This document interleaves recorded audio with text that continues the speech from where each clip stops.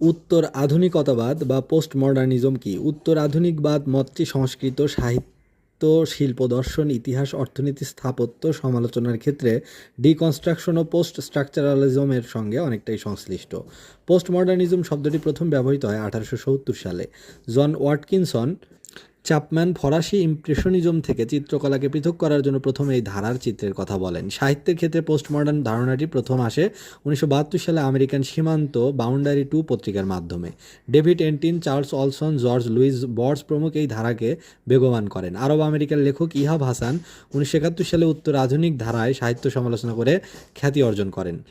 উত্তর আধুনিকতার মূল কথা হচ্ছে সবকিছু বহমান ও খণ্ডিত, সত্যের কোনো বস্তুগত রূপ নেই, সমস্ত নৈতিক সামাজিক রীতিনীতি কৃত্রিম, বিধি বহির্ভূত, অকারণ ও বাইরে থেকে চাপানো, সত্য কেবল বিষয়গত ও আধ্যাত্মীয়। আর্নল্ড টয়েনবি, আরভিং হো, অ্যারি লেভিন, এডওয়ার্ড সাইড প্রমুখ উত্তর আধুনিক ধারার সমর্থক। এই ধারা মূলত আধুনিকতার বিপরীতে পথ